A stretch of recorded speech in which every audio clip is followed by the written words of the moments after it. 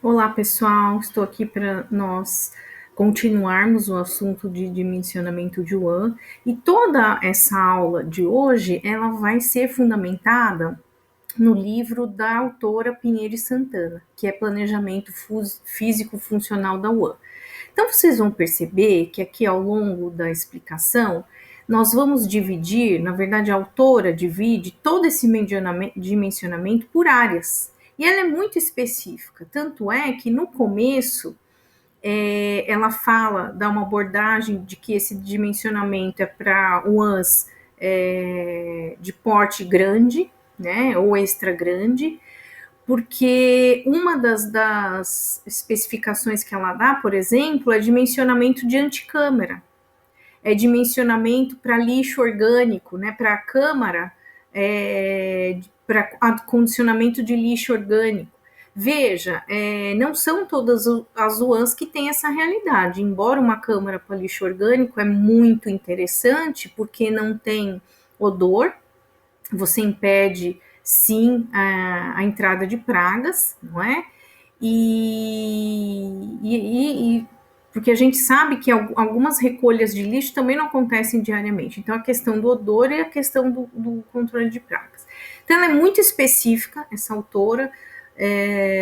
Primeira edição foi de 2012 do livro. Então, ela é a mais dos autores todos que falam de dimensionamento, que nós vimos até agora, né? Nós vimos legislação 3.214, nós vimos a NR24, nós vimos a RDC 50, nós vimos Mesomo, nós vimos Teixeira, nós vimos Passos.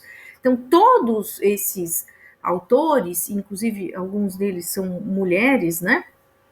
Ou a grande maioria, né?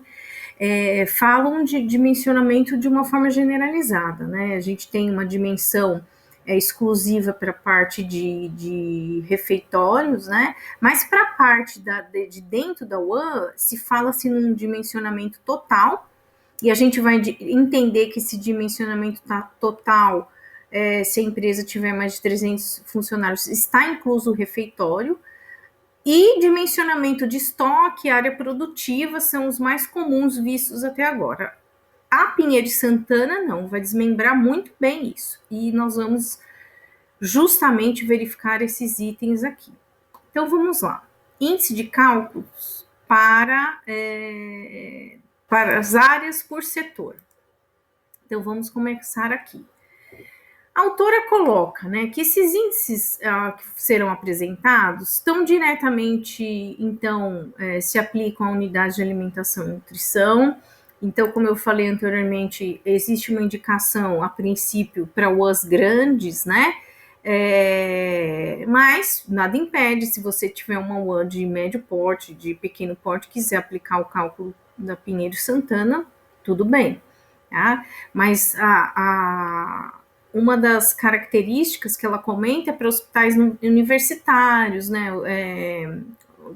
Restaurantes universitários, hospitais e esse tipo de porte de UAN. Então, ela comenta que o índice é aplicado ao número total de refeições, que é o TR, diárias, ou a capacidade máxima de atendimento, que é CMA, capacidade máxima de atendimento. E ela fala que em total de refeições do dia, incluindo quantos turnos tiver essa UAN, ok? Então, vocês percebam que existem várias formas para cálculo de dimensionamento, tá certo? E aqui ela fala que a capacidade, então, é pelo número total de refeições ou capacidade máxima de atendimento entre 2.000 e 2.500. Esse daqui é 2.000 e 2.500 que a gente está falando de refeições, né? Entre 2.000 e 2.500.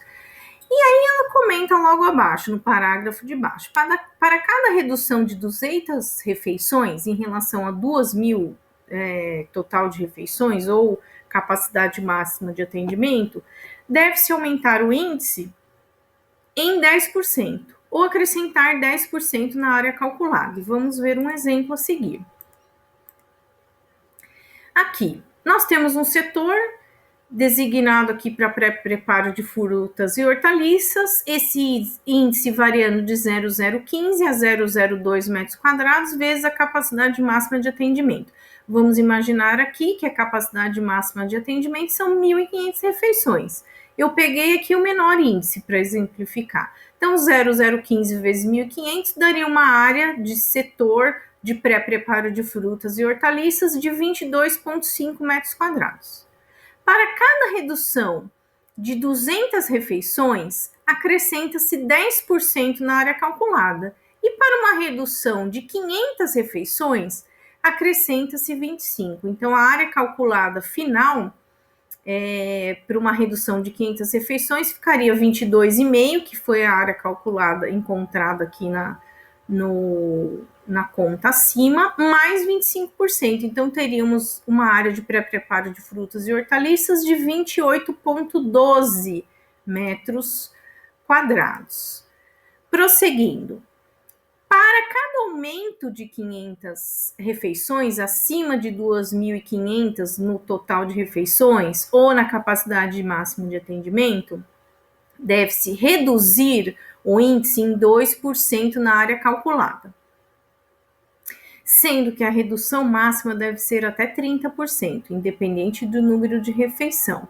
Então, ela também nos mostra uma perspectiva para aumento de refeição, como está mostrado aqui, ou para redução, não é? Isso também é interessante dessa autora. Aí vamos imaginar o mesmo setor, pré-preparo de frutas e hortaliças, um índice variando de 0,015 a 0,02 metros quadrados, não é? Vezes CMA. O CMA, que é a capacidade máxima de atendimento, são de 3.500 refeições. Veja, isso é um exemplo. 0,017 é o índice médio. O que eu peguei aqui? O 0,015 mais 0,02, somei e dividi por 2 para dar média. Aí vai dar 0,017. Fiz 3 vezes 3.500, porque a autora me diz isso, para usar o índice vezes o CMA, ou vezes o TR. Qualquer um dos dois estão corretos. Então, essa conta dá 59,5 metros quadrados. E ela diz, para cada aumento de 500 refeições, acima de um TR de 2.500 refeições por dia, então propõe-se uma redução de 1.000 refeições, não é? E isso vai dar uma redução de 4% na área calculada. Então, se você pegar 59,5 menos 4%, você vai ter uma metragem de área calculada de 57 metros e 12, né, metros quadrados. Prosseguindo, então. Os índices sugeridos, olha aqui, olha o que a autora fala, né? É a Pinheiro e Santana, né? Aplica-se ao ano do setor de trabalho e hospitalares e restaurantes universitários, principalmente no que se refere à área de recepção, armazenamento, pré-preparo, cocção e apoio. E vamos entender aqui que restaurante universitário atende um volume muito grande de refeição. 3.000, 4.000, 2.500, não é? Então, é um volume muito grande de refeição. Opa, vamos lá. Aqui já falamos, vamos ao próximo. Bom, plataforma de recebimento de matéria-prima. A autora coloca um índice que varia de 0,0045 a 0,005 metros quadrados vezes o TR. E aqui ela coloca uma observação. Considerando o tamanho do veículo de entrega, a largura mínima da plataforma deve ser de 3 metros. Além disso, para o de pequeno porte, mas com necessidade de instalar uma plataforma de recebimento, a área mínima recomendada é de 9 metros quadrados. E aqui uma outra informação, que a plataforma de recebimento de matéria-prima juntamente com expedição de refeições transportadas e expedição de lixo. Por que que a autora coloca dessa forma? Porque tem o an que você não tem espaço. Então, se eu vou transportar lixo, mas eu vou transportar alimento também, como aqui, ó, transporte, expedição de refeições transportadas, expedição de lixo acontecem da mesma maneira, você tem que fazer duas coisas. Primeiro, uma separação física e segundo, um horário diferenciado para os dois, para não dar contaminação cruzada. Isso é muito importante. Então, o índice que ela propõe aqui é de 0,0055 a 0,006 metros quadrados. Aqui eu já falei a existência de um horário diferenciado, né?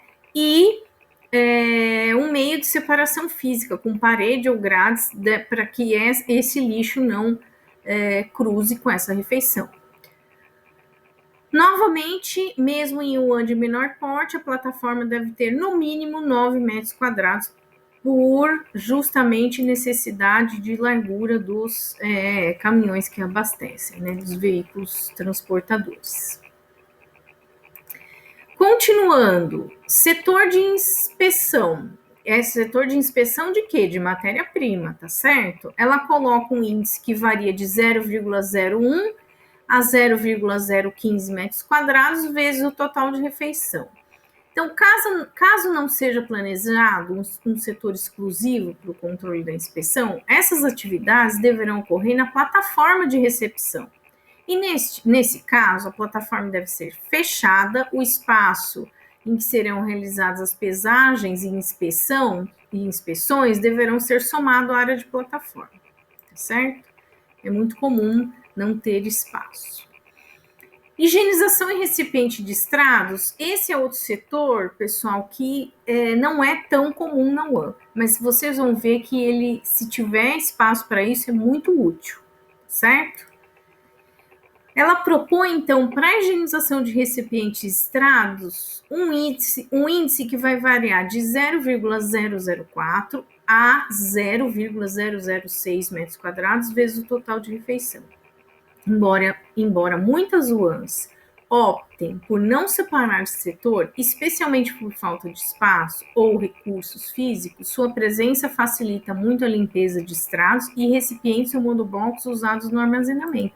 Então, quer dizer, você tem um fluxo muito mais limpo dentro da sua unidade. É nesse sentido que é interessante ter essa área. Vamos dar continuidade.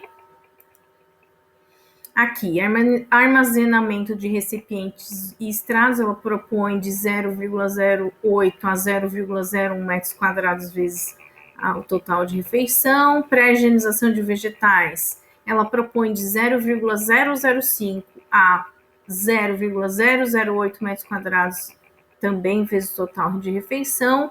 E o armazenamento seco, que são alimentos não perecíveis, não é?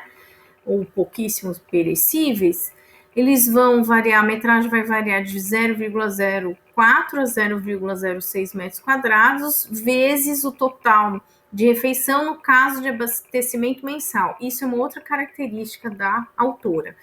Dependendo da área que ela está falando, ela vai dar 3 opções, como essa que nós acabamos de ver. Para abastecimento mensal, ela dá uma opção, para abastecimento quinzenal, ela dá opção, e para abastecimento semanal, ela dá outra opção. Então, ela é bastante específica. Pinheiro Santana, a autora é bastante específica.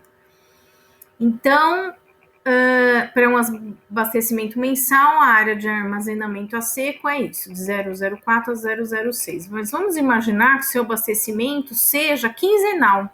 Então, você tem que trabalhar de 60% a 65% do seu valor encontrado com armazenamento a seco, que é a mesma faixa, né? Que compreende 0,04 a 0,06 metros quadrados vezes TR. E para o armazenamento de alimento seco semanal, a autora propõe de 35% a 40% da área obtida para o cálculo, também nessa mesma faixa de 0,04 a 0,06 metros quadrados vezes a TR. Vamos parar por aqui e continuaremos na sequência. Beijo.